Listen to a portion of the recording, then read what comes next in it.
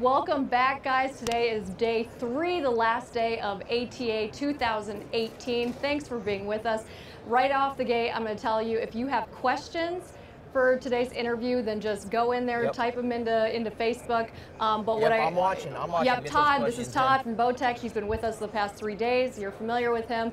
And then our big surprise, and we've been keeping it a secret, is Mike Straw from The Savage and The One. He is back with Outdoors. Yep.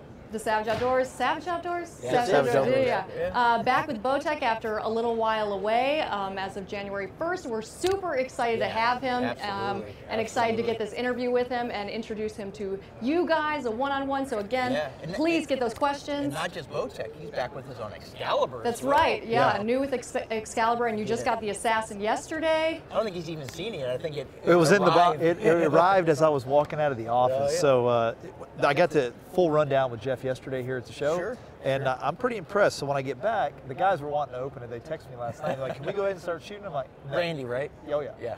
Uncle Randy. He's wanting to get into the box. I bet. I told him to hold off. Let me get down there and show you what we're talking about, because this could be a lot of technology for Randy. We got to. We got to baby step him into this. Well, once he shoots it a few times, he'll see how simple it is. Oh well, exactly. The thing is, if he likes it though, I'll lose it. You'll never see it again. And so I've at least got to get back. We'll get all the Excalibur guys. We'll get another one going for you. So tell us about The One. Yeah, so our new show on Outdoor Channel. Yeah. We're super excited about it. We aired season 1, 3rd, 4th quarter last year, so we did 13 originals, during the 3rd and 4th.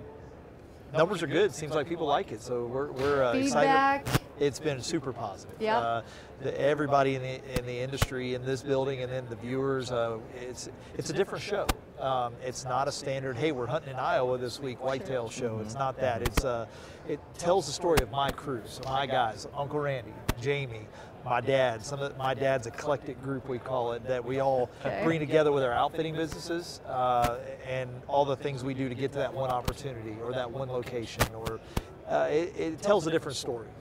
So reality is not the right word. It's more a personality-based program. I like it. Guess, I like it. There's some personality. There's some diversity across it, especially when you get Big Mike and Randy together, I imagine. Oh yeah, you get Uncle Randy, my dad, Big Mike, and then we have a guide named Possum. Okay. So I mean, like I said, it's an eclectic group. Okay, all right. We're family-based, so families can appreciate it. Absolutely. All right. All my dad's crew is all a bunch of retired Marines. Oh, okay, nice. And so these guys they come out and help guide and do all the stuff in our outfitting, and so we include them in these stories because I grew up hunting with these guys, so like a lot of my younger days of hunting when I was learning how to do these things, they were the ones teaching me. If my dad was deployed, then these guys were taking me out.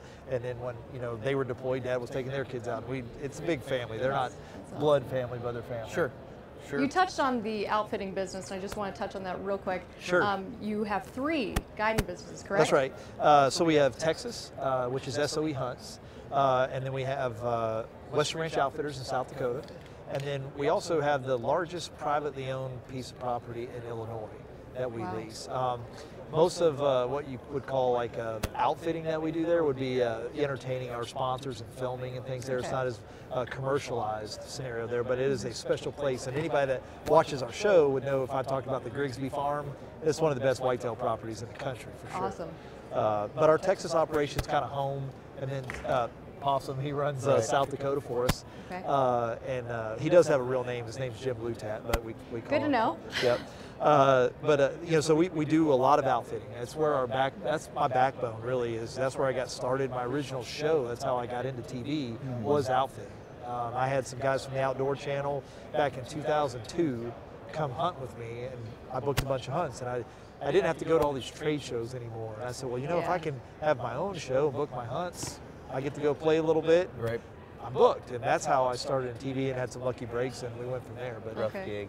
But I did hear though that you also had a different start to the industry. You were a competitive shooter. I did that a little bit. I did it younger. I was shooting a lot of ASA stuff. That's what got me into bow hunting, was definitely the competitive shooting. And my dad was a big firearms guy. He was a big gun guy, and always we actually owned a retail store. We had a gun shop, archery shop, rifle pistol ranges, big shooting complex right off of Camp Lejeune there in Jacksonville, North Carolina. Nice. So we were talking about Camp Lejeune the other night. Serious. We had a cool. That's where I grew up. I went to White Oak High School on Piney Green Road right there. Okay. I'm a Jacksonville boy. So, and I went to ECU in college, so I was just in Greenville, North Carolina, just north of there. But, okay. So I grew up there working at the shop, and so Dad was always having all these competitions and all this shooting, and I got into archery, and so that's kind of where our archery side of our business came about, was because that was my interest.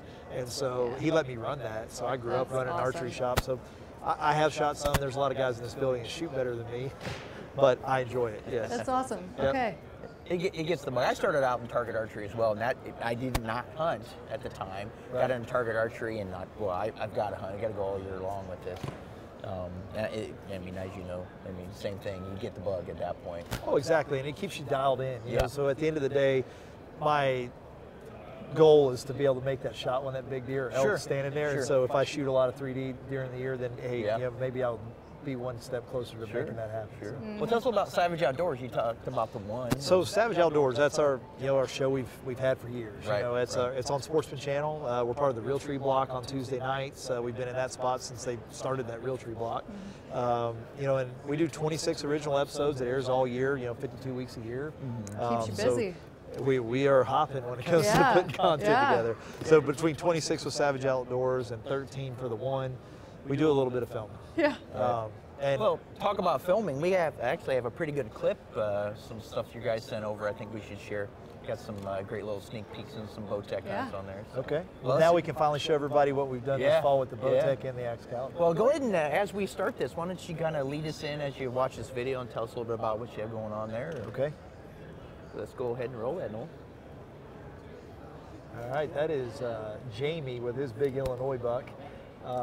That was at the Grigsby farm, the farm I'm talking about. And I think that was his, since we made the great switch to shoot Bowtech, that was his first one. That's my buck that I shot the same week. We were on fire that week. What did he score? He was just right at 150. Okay. Yep. Jamie's was low 160s. Wow. Gets going full swing, and I tell you what, big body deer there. Those are big deer. Yeah, no kidding. I know you sent that photo over for us for the autograph sheet, and we're just looking at the size of the neck on that deer. Yeah.